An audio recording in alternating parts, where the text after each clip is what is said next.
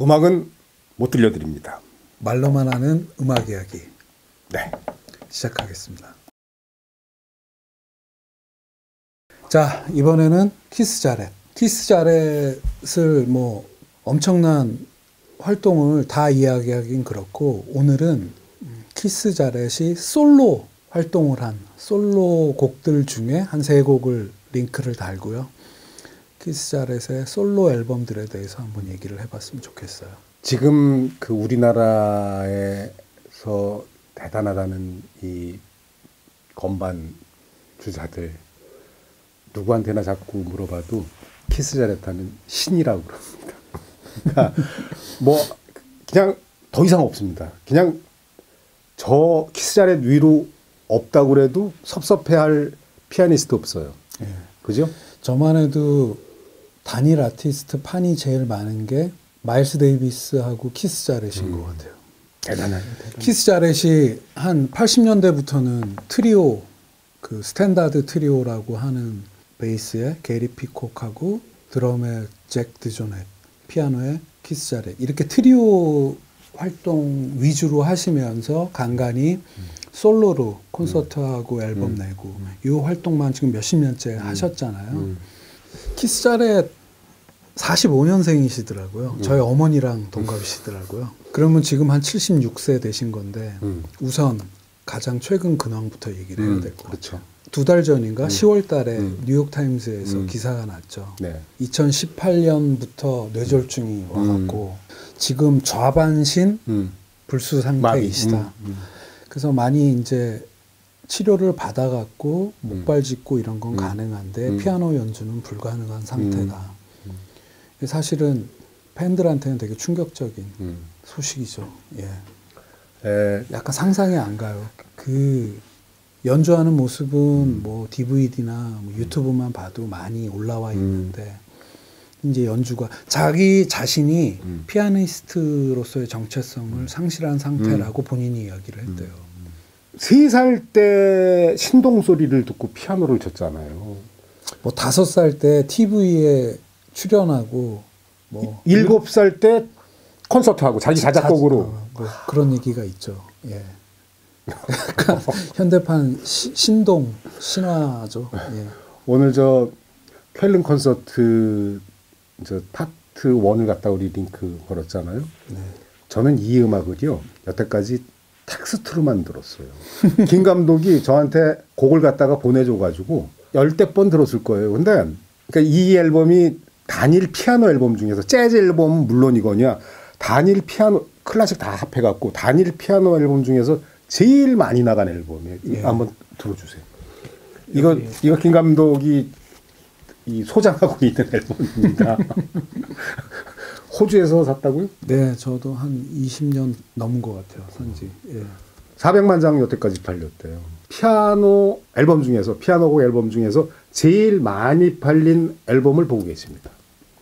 그러니까 재즈 아티스트들이 피아노 솔로 앨범을 내는 예가 키스 자렛 이전에는 뭐 거의 없다시피 했던 것 같아요. 키스 자렛이 20대 천재로서 데뷔해갖고 버클리에서 뉴욕으로 진출해갖고 여러 아티스트들이랑 이제 그걸 하는데 아트 블레키가 재즈 메신저스에 불러갖고 아트 블레키와 함께 활동을 하다가 드러머 잭 드조넷이 너무 잘 친다 해갖고 그때부터 둘은 드러머 둘은 이렇게 인연돼 갖고선 쭉 오고 있는 거고. 그래서 찰스 로이드랑 색소포니스트한테 소개를 했는데 이들이 같이 찰스 로이드 밴드에서 키스 자렛이 또 몇 년 연주를 하는데 굉장히 히피들한테 인기 있는 어떤 그런 약간 아방가르드 하면서도 되게 이렇게 앞서 있는 음악을 해갖고 역시 피아노 연주가 너무 뛰어났었고 이렇게 20대를 보내고 30대 가까이 됐을 때 어떤 만남이 생기는데 독일의 ECM 레이블이 있잖아요. 만프레드 아이허. 만프레드 아이허가 키스 자렛한테 한 69년, 70년쯤에 손을 내미는 거죠. 우리 레이블이랑 앨범을 하나 내자. 그때는 ECM이 이제 시작 단계일 때니까.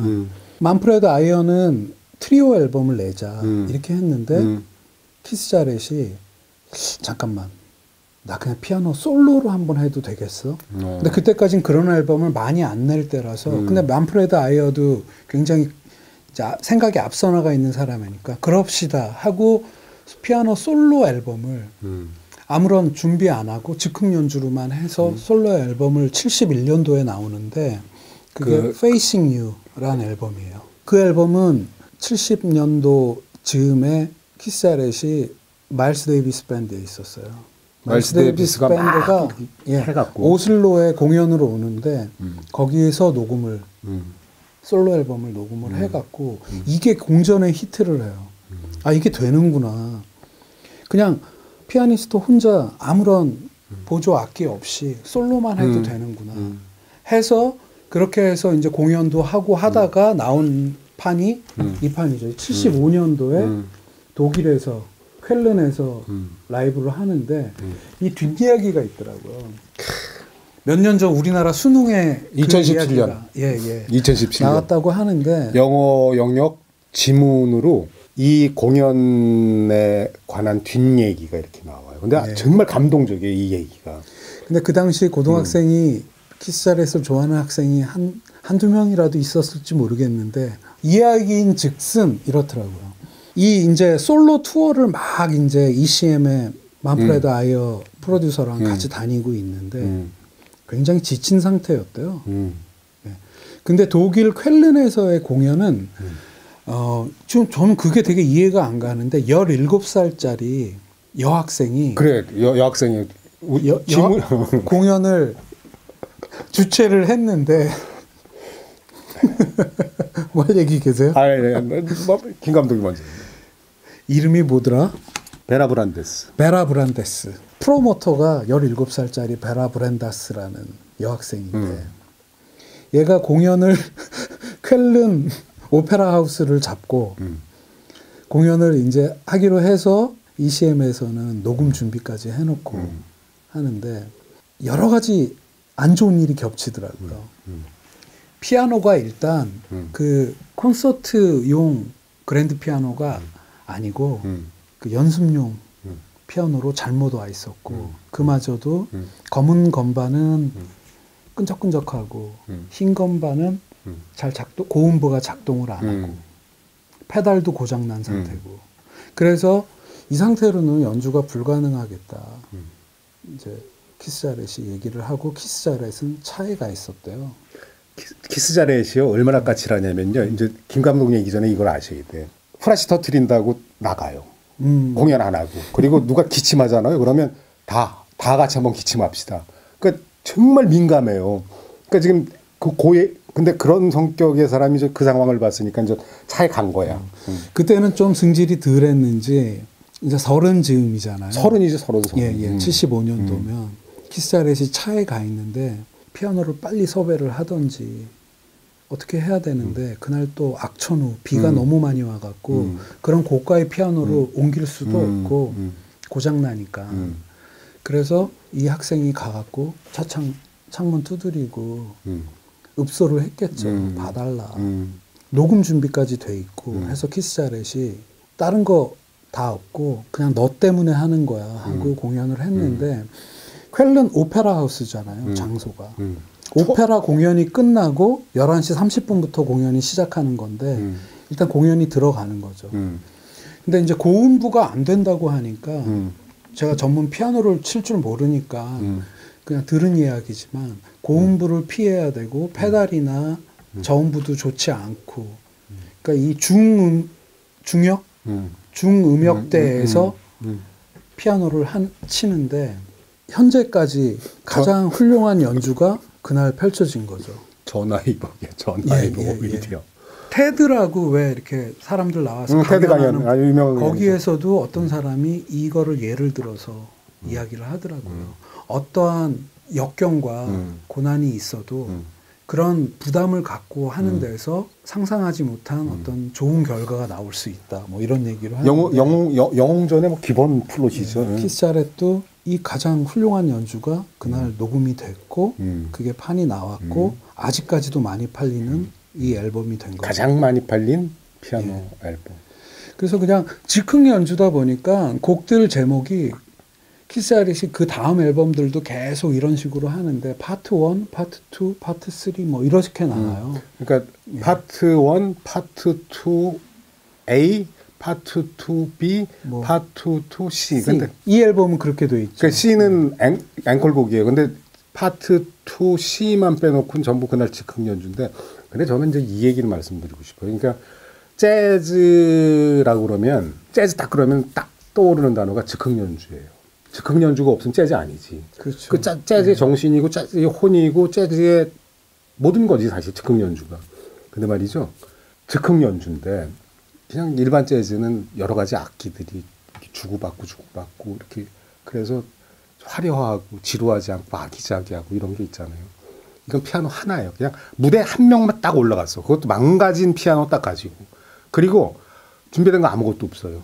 그냥 거기서 시작해서 처음부터 그냥 즉흥 연주예요. 즉흥 연주를, 그러니까 이게 전체 파트 1, 파트 2 연주 시간이 앞에 게 한 20, 파트 1이 한 26분 그치, 되고요. 그 정도 되고. 예. 파트 2, 1, 2 하면 또 그 정도 되고. 예. 거의 1시간 좀 넘는, 조금 넘죠, 1시간이? 한 66분 되는 것 같던데. 이 시간 동안을 악보가 없는 거예요. 준비한 것도 아무것도 없어. 그리고 그냥 이런 거예요.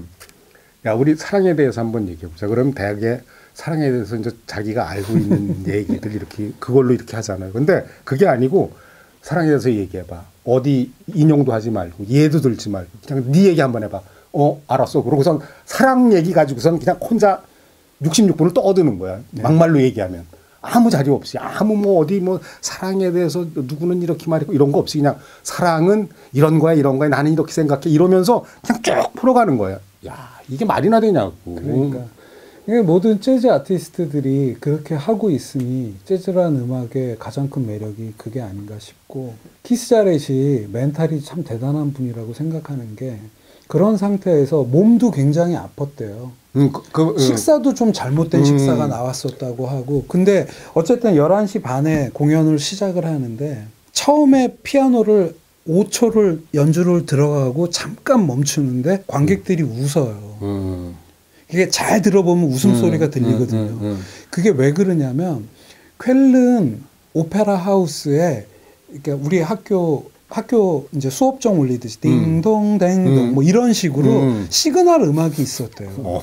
근데 쾰른 오페라 하우스에서 나오는 그 시그널 음을 치면서 시작을 한 거예요. 그러니까 거기서 바깥에서 듣고 있던 사람들이 그 음악을 치면서 시작하니까 집중도 확 되겠죠. 그러니까 뭐가 될래니까. 근데 그렇게 몸이 안 좋은 상태에서 안 좋은 피아노를 갖고 그렇게 위트 있게 음악을 시작하는 이 키스 자렛이 저는 참 대단하다는 생각이 드는 거죠. 예. 저는 이게 제가 텍스트로만 듣고선 김 감독 때문에, 김 감독이 음악 보내줘갖고선 제가 들었다고 그랬잖아요. 유튜브에 없어요, 이거는.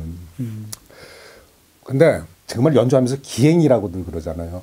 서서도 하고 안으로도 들어가고 특유의 신음소리도 신음소리. 그래서 여기 이게 파트 1에도 중간에 나오죠. 기다렸어. 예. 들으면서 내가 기다렸다고. 이게 언제쯤 나오나. 10분 한 3초쯤에 작두 타기 시작했어요. 신음소리가 딱 나오더라고. 그러니까 야, 지금부터 작두 타는구나. 역시 타더라고. 야, 정말 세요. 저는 20년 전쯤에 이거를 처음 들을 때 또 되게 개인적으로 이 음악이 되게 좋았던 건, 굉장히 길잖아요. 근데 7분 15초, 그때 제가 메모리 해놓은 건데 7분 15초쯤에 치는 멜로디는 러브 스토리 테마 같아요. 그러니까 저 혼자 그런 생각을 한 거죠. 키스 자렛이 이제 즉흥 연주를 하다가 7분 15초 내가 느낀 그 부분에서는 러브 스토리가 생각났을 수 있을 것 같아요. 그럴 수도 있겠지, 당연히. 예. 그러니까 키스 자렛이 친 걸 내가 알아들은 것 같은 느낌이 들고, 그 아티스트들의 머릿속에 뭐가 들었는지 모르지만 그걸 감이 아는 것 같고, 그래서 굉장히 저한테 인상 깊었던 곡이고 키스 자렛의 매력에 빠진 앨범이라고 할 수 있는 거죠. 예. 근데 사실 그 키스 자렛 하면 우리나라에서는요, 마이송이에요. 그러니까 사실 이 키스 자렛 혼자 피아노 솔로 연주하는 거 듣기 쉽지 않거든요. 음반도 구하기 힘들고 방송국에서 틀 일도 없고, 그리고 좋다고 뭐 음악 감상실에서 들을 이유도 없고 저도 정말 이거 한번 들어보려고 백방으로 노력은 안 했어요. 왜냐하면 저도 솔로 연주는 그렇게 별로 안 좋아하거든요. 근데 야 이걸 들으면서 정말 대단하다고 생각했는데 멜론이나 벅스에서 들으시면 되죠. 근데 그 생각 안 했어. 근데 80년대는 말이죠. 키스젤에 딱 그러면 그냥 누구나 다 같이 이구동성으로 딱 노래 한 곡 얘기해요. 마이송. 들어보셔야 돼요. 안 들어보신 분이 있으면 마이송 한번 들어보시고 그거 귀에 익은 다음에 이 앨범 쾰른 콘서트 파트 2를 더 얘기하는 사람들도 있더라고요. 아, 그래요? 예. 파트 2를 더 얘기하는 파트 2의 A를 얘기하는 사람들도 있더라고요. 그러니까 자주가 한번 들어. 사람마다 뭐 다 다르니까요. 이런 거거든요.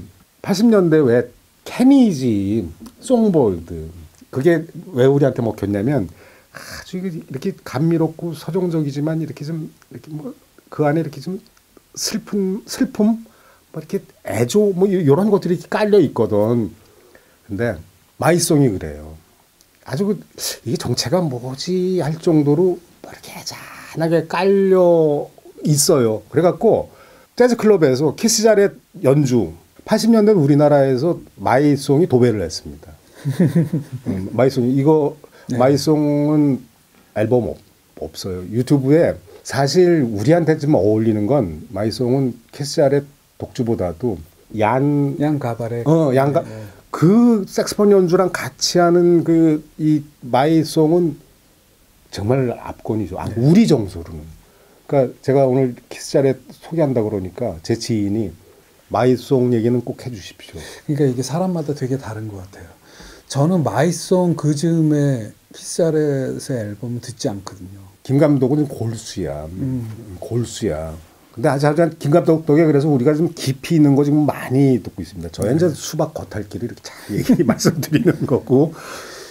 그래서 이제 75년도에 이 앨범이 공전의 히트를 하면서 아메리칸 쿼텟, 유러피안 쿼텟 이걸 거쳐서 한 82년도에 그 유명한 재즈 트리오 자기 키스 자렛 트리오를 결성을 해서 쭉 현재까지 이렇게 오시는데 또 두 번째 곡 제가 하자고 그런 거는 이 양반이 그렇게 연주 활동 쭉 하면서 96년도 즈음에 만성 피로 증후군 이래갖고 한 2, 3년을 쉬게 돼요. 네. 근데 쉬는 동안에 98년도에 집의 스튜디오에서 소품들을 스탠다드 8곡이랑 뭐 트래디셔널한 곡 한두 곡 이렇게 해갖고 앨범을 내는데 그게 The Melody at Night with You라는 앨범이고 그것도 명반으로 알려져 있어요. 예, 오히려 이 앨범이 저는 가장 대중성이 있다고 생각하는데 사실은 아까 얘기한 쾰른 콘서트나 여타의 그런 콘서트 솔로 앨범들은 들으면은 일단 제목이 파트 1, 파트 2 막 이렇고 하니까는 너무 즉흥 연주 위주니까는 잘 몸으로 이렇게 느껴지진 않는데 The Melody at Night with You라는 앨범은 일단 그 쉬는 동안에 자신이 다시 연주할 수 있을까를 테스트 겸 녹음을 했는데 그 당시 이제 부인을 위해서 녹음을 했다고 하고 그러니까 되게 아름다운 스탠다드 곡들을 그렇게 즉흥 연주를 너무 많이 심오하게 안 들어가고 멜로디 위주로 해서 이거는 또 평론가들한테는 되게 안 좋은 소리를 들었다고 하더라고요. 근데 저기 본인이 네. 키스 자렛 본인이 그런 얘기를 했어요. 자기가 이렇게 솔로 연주로 넘어가다 보니까 그런 스탠다드 레퍼토리들이 소외되는 거, 자기 자신한테 소외되는 것 같아갖고 그래서 일부러 더 신경 써서 작업을 했다고.